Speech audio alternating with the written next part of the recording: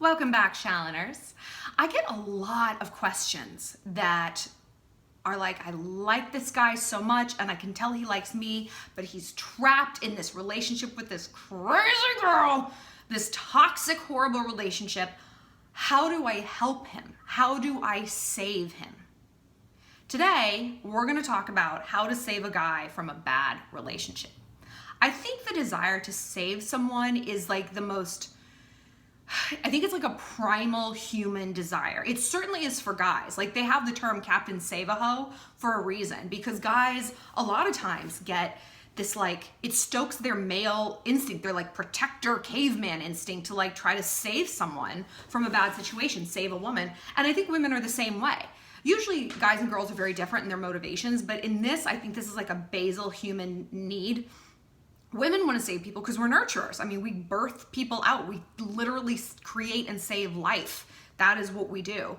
And so it taps into our maternal instinct, the way it taps into a man's paternal instinct to try to rescue someone. I have spent a lot of time, a lot of my youth, trying to save a guy, trying to save him from a girl who just was so awful and she was so abusive and they fought all the time and they hated each other and he'd be so much happier with me and what can I do to make him see that? I'm exhausting myself just recalling these memories. Because here's what I have learned over the years and through years of therapy. People don't want to be saved. They're in these situations for a reason. It's a lot to unpack. When we look at people who are in a toxic relationship, say the guy you like is dating this girl who is insanely jealous and clingy, just crazy. We assume that he doesn't like that behavior because we wouldn't like that behavior. On paper, who would? Another thing I've learned is that, I guess I have to back up. When you ask any human on earth what they're looking for in a mate, people say almost the exact same thing. Someone who's kind, someone who's supportive, someone who's funny, someone who's smart, someone who's loving. And yet, you see people pair up with lunatics, with toxic, abusive, horrifying lunatics. Why? Why is that? It's because people don't pair up based on what they intellectually know they should have. They pair up based on what their complexes fit with.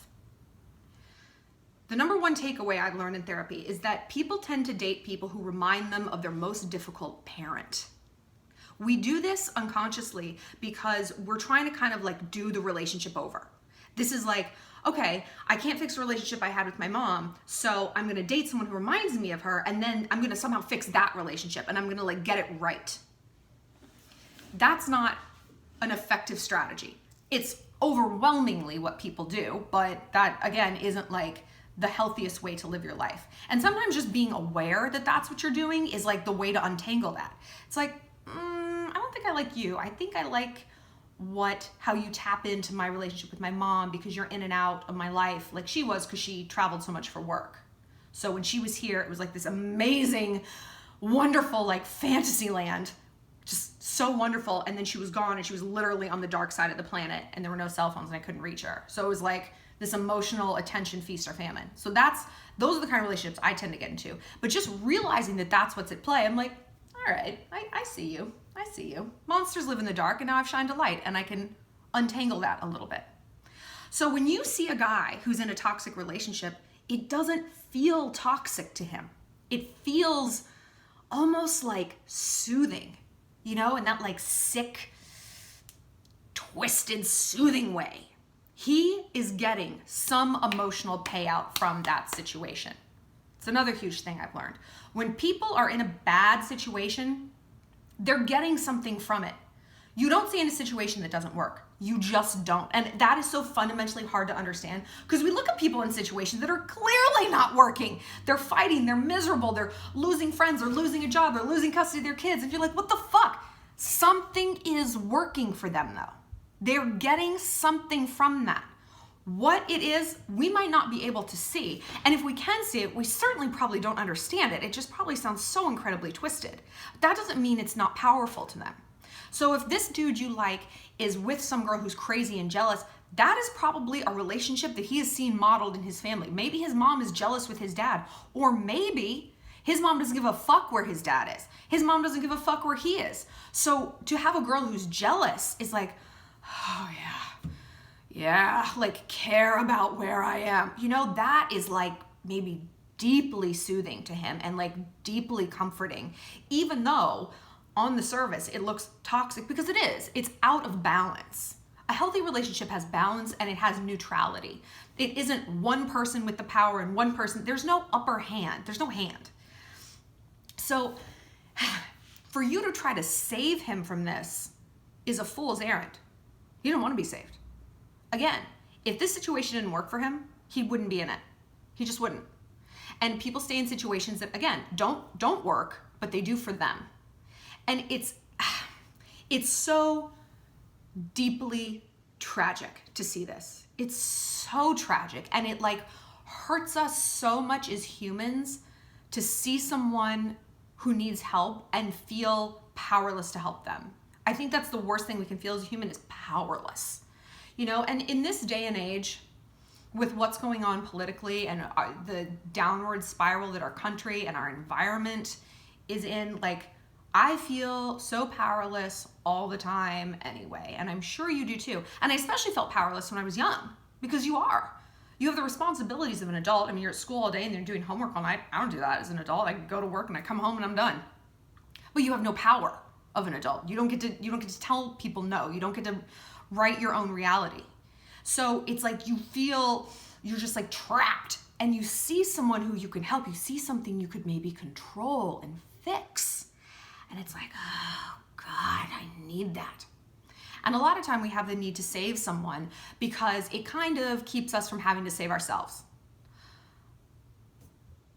I have seen this a lot with, especially boys do this. Well, no, girls do it too. They have a savior complex. Like, if I can fix someone else, then hey, I guess I'm probably fixing myself too, right? Or I don't have to focus on myself because I'm focusing on them. It's displacement and it's transference, and it's twisted and it's weird, and it creates this codependent relationship where, like, it's not like you love the person, you love their problems. Like, you are as into their problems, like, as they are. And then look, you're now in your own weird toxic relationship, you know? So to try to save someone is just, it's exhausting. It's such a pointless dead end chase. And like I said, even if you do get them, like I've said before in previous videos, go to your cocktail party moment. This is what I call it when I imagine I'm with someone and they're on my arm and we're at a party and people ask how we met. And it's like, it makes me really have to focus on the story of the relationship that I'm in. And it really puts things into perspective, because I want the cocktail party moment to be like, well, he saw me at an event and he asked me out, and we had 3 dates in a row, and we just kind of have been together ever since. And he's met my friends and my family, and he baked me a cake on my birthday, and you know, it's just been great. I want it to be an easy breezy, unequivocal story. I don't want it to be like, well, he was dating Jessica, who's psychotic, right, Brian? And then finally they broke up, and so I waited that out, and now we're together and I'm just trying to fix him. This is not, you deserve better than this. So the next time you see a guy that you want to save and fix, I think you need to look more at what you're trying to ameliorate in yourself. What do you think fixing him is going to do? Are you going to save your own soul? You can do that without him. And you need to do that without him, because if you are a chronic saver, if you're always attracted to these guys who like need help, you are the one who needs help. And that's okay. We all need help, but go get it.